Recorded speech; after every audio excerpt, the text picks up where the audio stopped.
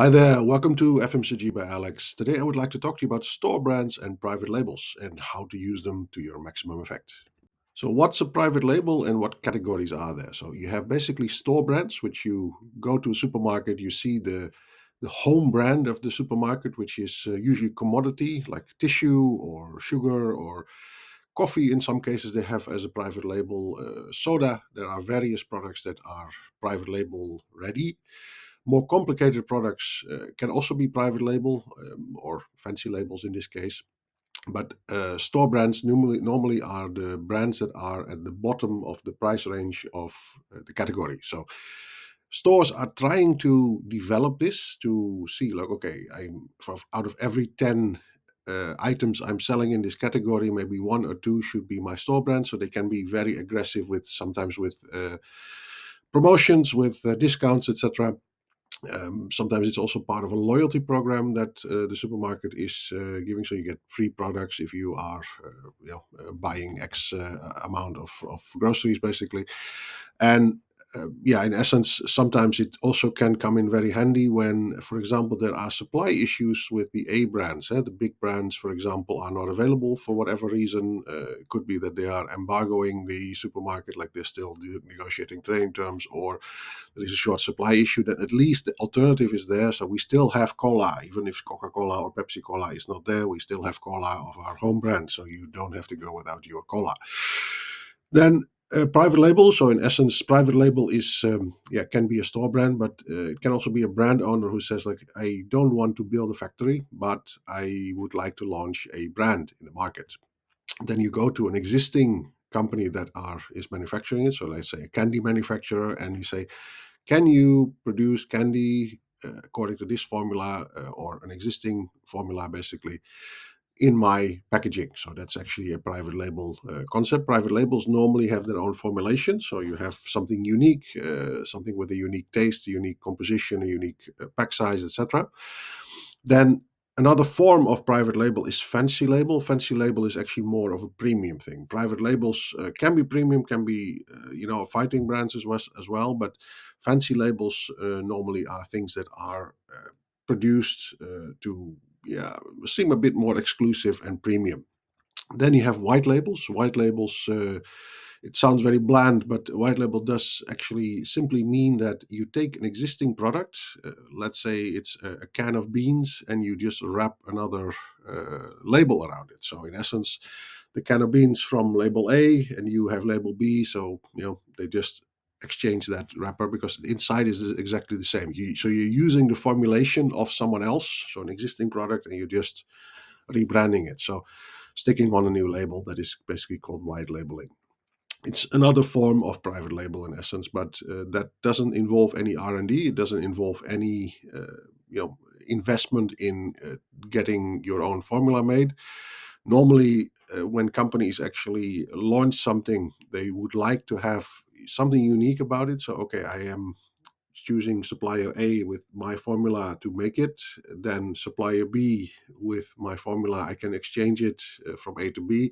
If you use a white label, the formula is owned by the company that makes it. So if you switch to another supplier, you can't take that formula. They can get close to it maybe, but you can't guarantee that the taste is the same or the quality is the same, etc. Then usually these are made by various companies that have extra space on the line. So let's say I'm having a factory with 80% utilization, so I have 20% free space in my production process. So every month I am only producing 80% of what I can maximum produce. Then I can rent out my spare capacity to this sort of OEM. OEM means original equipment manufacturers. So these sort of private label products. OEM is normally an electronics term, by the way. So sometimes it's also referred to in food and beverage FMCG products, OEM manufacturers, but it doesn't have anything to do with equipment, of course. But private label, you're using basically the spare capacity on the line to produce for others. So this is a bit of extra income. This income actually is also being reinvested in the company. So a very good example is with commodity products. Let's say you have, I used to work for a water company, bottled water company in Indonesia, and We actually were the third brand in Indonesia, but the number one brand actually was buying OEM or private label services from us. They didn't have enough capacity themselves, so they were going around all of these smaller competitors of theirs to buy whatever spare capacity they had. So we were actually also filling stuff for ourselves. We were filling stuff for them and slapping their label on it. So that money that we earn with that, we could reinvest in our own brand and building our marketing and distribution, basically. So this is something where an existing brand owner is selling the spare capacity or utilize the spare capacity. There are also companies that are only doing OEM. This is, from a strategy perspective, a bit risky, because if you're only an OEM supplier and an OEM supplier says, "Hey, I don't want to I don't want to produce with you anymore, but I want to go to someone else," yeah, then you lose a big customer and you have nothing actually to back it up. You don't have your own brand to to develop. So it's just that producing and developing a brand are two completely different types of sport. So you can't compare one with the other. Just producing it is in essence a risky thing, but it can also be quite a profitable thing if the market is good. If you're under stress, so in the time of water companies, for example, the company I work for, they had a bit of a tough time because the margins on water at that time were very, very small. So there was a lot of spare capacity in the market, a lot of supply, and margins were very, very tiny, razor thin actually. And the problem there was that we could not sustain. Also OEM. We were really okay. Are you allowed to earn 1 or 2 cents per bottle, basically? So that sense, like I said, it's risky, and in some cases, it's better to hedge your bets basically with your own brand and then also doing OEM. Primarily doing OEM is more dangerous. I've also worked with a snack company that had its own brand and also did OEM. And at some point, when the OEM was going into 60% of the business, so 60% actually is the turning point where 40% is your own brand and 60% comes from someone else. Yeah, that's a dangerous ratio to. You're too dependent on a few big customers that are maybe buying, maybe not, or maybe come tomorrow and put a gun against your head and say, "I want to have a better price." So that is normally the problem with being a captive supplier of OEM. There are, however, very successful companies that do this, and like I said, this is just a business model you need to tie yourself to. So how retailers are using this is it's usually as a cheaper alternative to A brand. So you have the A brand, the B brand, and maybe the C brand, and then you have your own home brand or your store brand sitting below that. So depending a little bit on if it's a full service supermarket or a discounter, discounters are very successful with their own brands. So for example, you have Aldi and Lidl in Europe that are very famous. Aldi also exists in other parts of the world, obviously. These stores are very successful with having like maybe 80-90% of whatever they sell is private label. So they are producing this with OEM manufacturers. They are doing this with a tender system. So you are bidding on the contract for something, and sometimes it changes. Then you see also that the formulation changes a bit, the taste changes a bit. But usually in a normal full-service supermarket, I'm not saying discounts are abnormal, but let's say in a full-service supermarket, you would basically use this A brand as an alternative, cheaper alternative to A brand. So this home brand, sorry. So uh, these things sit at the bottom, so you have working well in the commoditized category. So where the taste is actually not going to be a big issue. Tissue, for example, tissue is tissue. So in the end, you have tissue that is maybe a bit more premium, a little bit less premium. But if you say, look, I am only using it to wipe the table or something like that, yeah, then what kind of difference does that make for you at that particular moment? So that is normally where store brands or home brands actually are going to be utilized. So commoditized categories, especially where volumes are a bit higher, obviously. Then, of course, they can use it flexibly in discounts and also in promotion. So you have, in essence, also loyalty programs, etc. They can use it.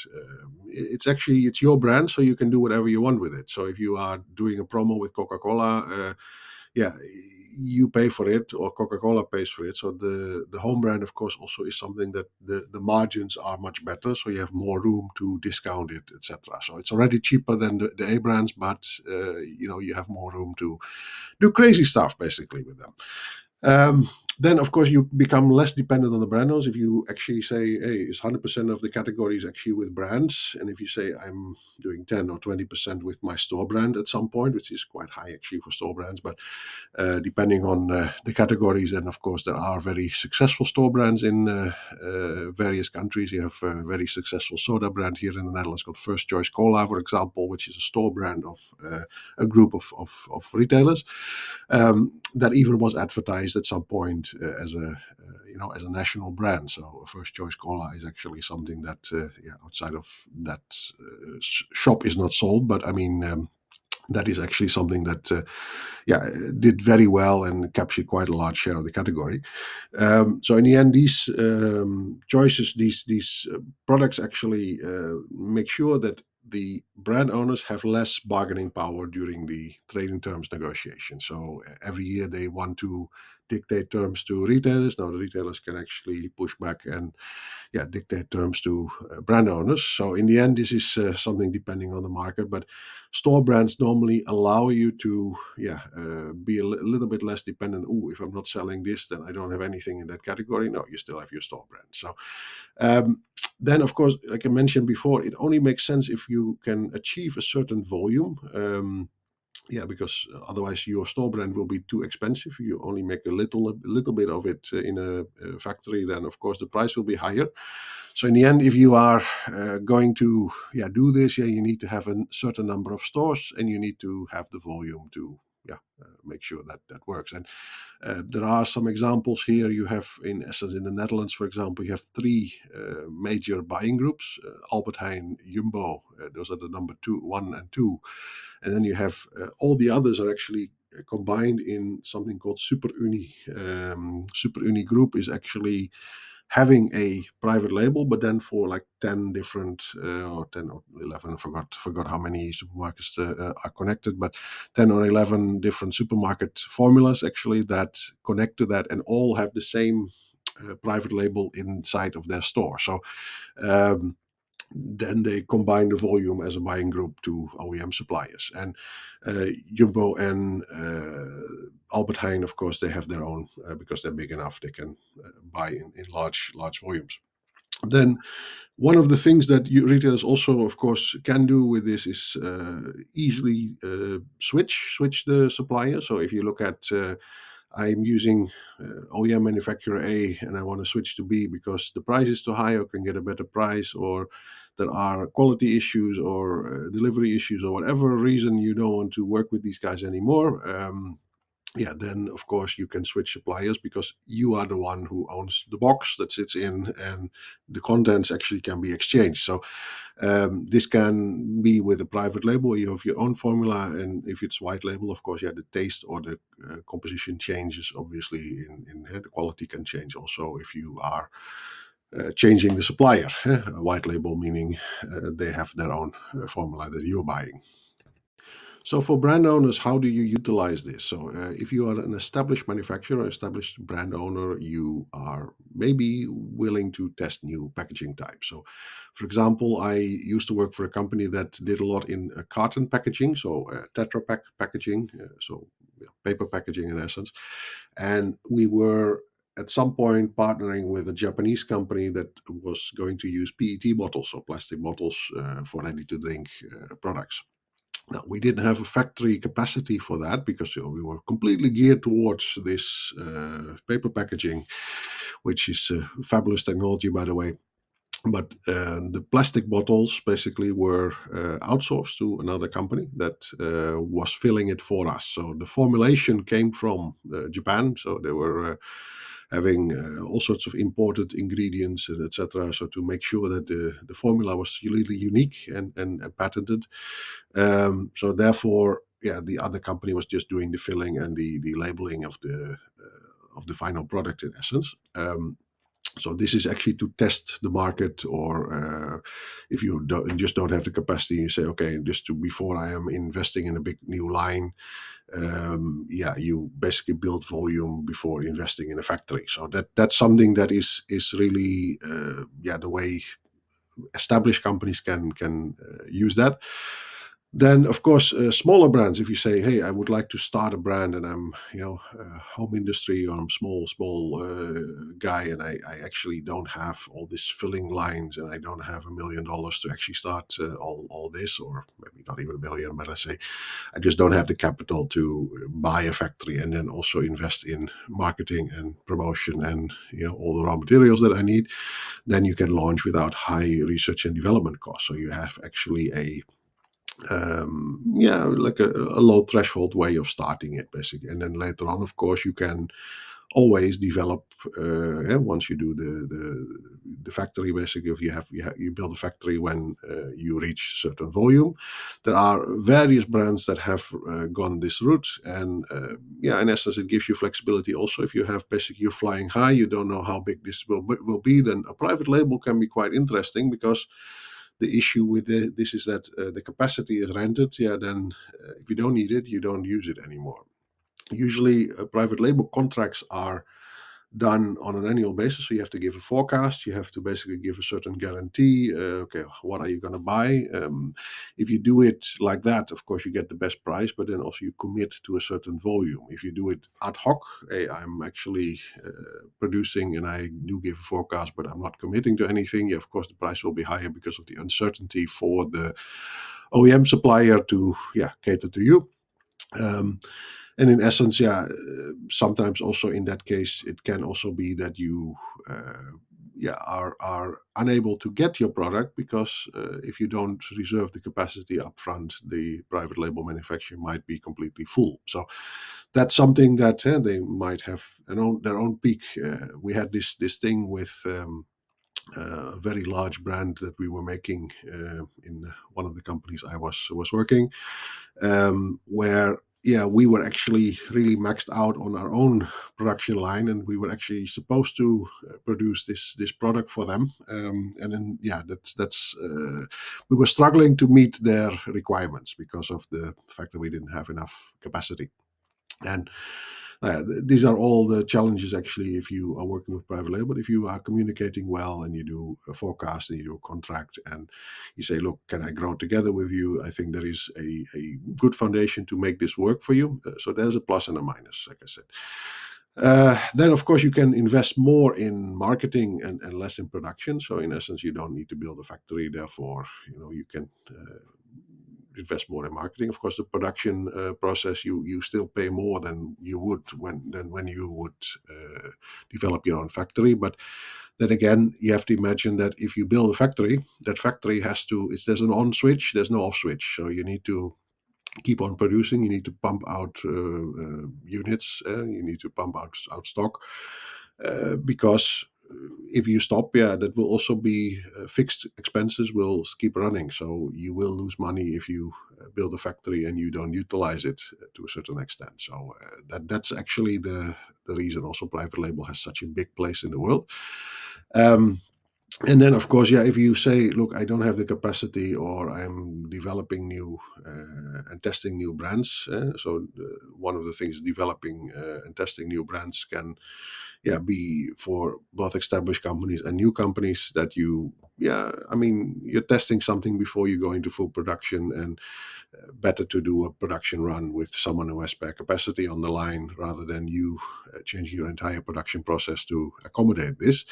And like I said, there can be A brands, like really top of the line brands, that are currently struggling to meet the demand. So sometimes you can forecast all you want, but looking ahead is difficult. So you've usually the big companies have really, they're not that far off, but especially if you're in the growth phase, you can really sometimes skyrocket, or things go very well, or very badly in comparison to what you have projected. Then you need flexibility to yeah, adjust your volumes with the private label or the production output. So having a factory then is probably more a negative than a positive if you if you can't if you can't sell what you make.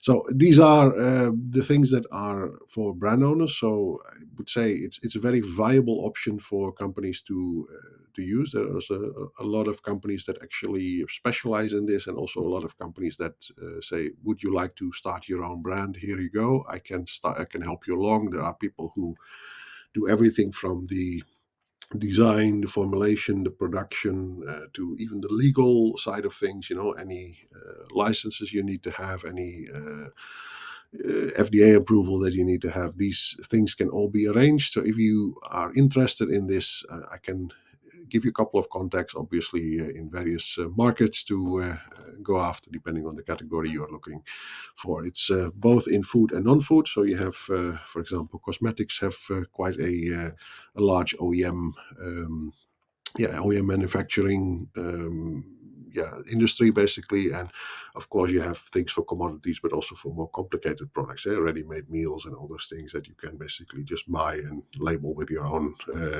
brand. And in the end, it's like a marketeer actually is someone who can sell anything. Yeah, so in the end, it's in essence, you just need a product to put your shoulders under, to get behind and push. So in the end, this is I think the in a nutshell what private labels and store brands are about. Like I mentioned, if you would like to have more information about private labels or store brands, and where to get them and how to put this in motion, I have a lot of friends who are in this industry. A lot of people are looking for opportunities like this. Alex at devriessalesconsultancy.com. That is my email. I hope you enjoyed this video. Please don't forget to like and subscribe. And of course, I hope to see you in the next video. Thank you. Bye bye.